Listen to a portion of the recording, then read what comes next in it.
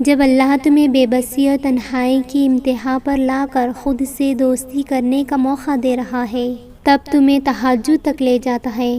اس کا مطلب سمجھتے ہو؟ جب انسان سب کچھ ہار کر اللہ کی طرف بڑھتا ہے تو اللہ دگنی تیزی سے اس کی جانب بڑھتا ہے۔ پھر رفتہ رفتہ دل کی کیفیت بدلنے لگتی ہے، درد سکون میں بدلنے لگتا ہے، نامعلوم سی سکون سی کیفیت دل میں اترنے لگتی ہے، مصلحتوں کے حکمتوں کی سمجھ آنے لگتی ہے، زندگی پھر سے محسوس ہونے لگتی ہے اور عرش پھر سے سجایا جاتا ہے اور صبر کے صلے کا تحفہ تیار کیا جاتا ہے۔ فرشتے جب اللہ سے سوال کرتے ہیں نا، یا رب العالمین یہ کس کی تیاریں ہو رہی ہے، تو اللہ تعالیٰ فرماتے ہیں آج میرا بندہ کئی برسوں کے بعد، کئی برسوں کی تھکن کے بعد، کئی ندامتوں کے بعد صلح کرنے آ رہا ہے۔ پھر وہ ہمارا انتظار کرتا ہے، جیسے ہی ہم اس کی بارگاہ میں پہنچتے ہیں پہلا سجدہ کرتے ہیں، وہ معمول کے سجدوں میں بہت الگ ہوتا ہے۔ اس وقت کی تنہائی میں جو رب سے بات کرنے کا الگ ہی مزہ ہوتا ہے،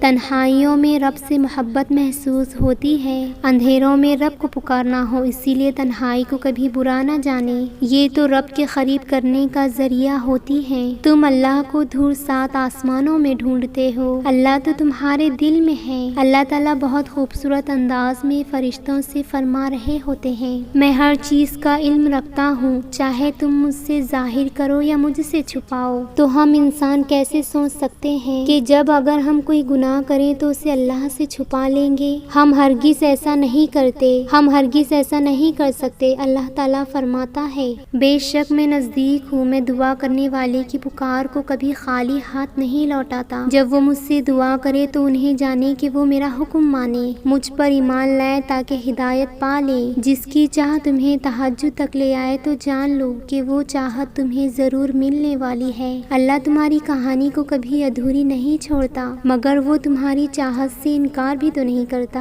بس وہ قریب کرنے کے لیے دینے میں تھوڑی دیر لگاتا ہے۔ اگر اللہ نے تمہیں تہجد تک لے آیا ہے تو اس کا مطلب یہ ہے کہ تمہاری دعاؤں پر کن فیکن کی مہر لگنے والی ہے۔ اسی لیے تہجد کو کہتے ہیں کن سے فیکن کا سفر۔ اس دل سے کہو کہ گھبرائے نہیں نصیب سے، معجزوں کی مثالیں تمہیں بے وجہ نہیں سنائی جاتی، معجزے تمہارے مقدر میں بھی ہیں، جلد ہی تم تک معجزے بھی ضرور آئیں گے۔ جب آپ آ کر رب کی آغوش میں چھپ کر سب کچھ کہہ ڈالتے ہیں یا خاموشی سے بلک بلک کر رو دیں گے کہ سب کچھ ٹھیک ہو جائے گا، یاد رکھیں دل کو بس ایک سچ سننے اور ماننے کی ضرورت ہوتی ہے کہ اللہ ہے نا سب کچھ ٹھیک کر دے گا۔ تہجد کے سجدوں میں بہایا گیا ایک آنسو ہماری زندگی بدلنے کی طاقت رکھتا ہے، سچے دل سے مانگی ہوئی دعا ہماری نصیب بدل دیتی ہے۔ تہجد کا ایک سجدہ ہمارے بند راستوں کو کھول دیتا ہے اور پھر جو ناممکن ہو وہ ممکن ہو جاتا ہے۔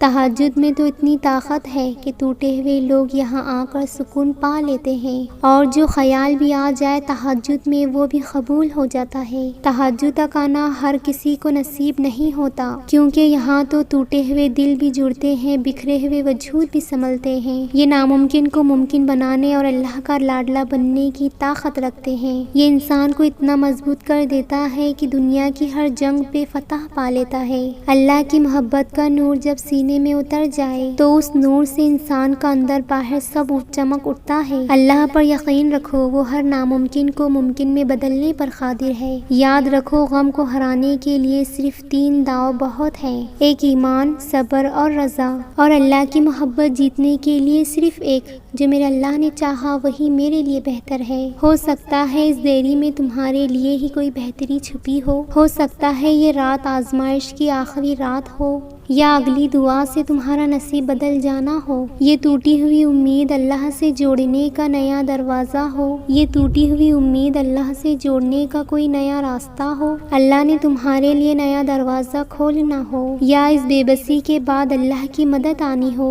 اور ان سب دعاؤں پر کن فرما دے جو ہمیں بے چین رکھتی ہیں۔ بے شک تو حیا والا ہے، اپنے بندے کو خالی ہاتھ لوٹاتے ہوئے تجھے شرم آتی ہے، یا اللہ ہمارا خالی دامن بھر دے، آمین۔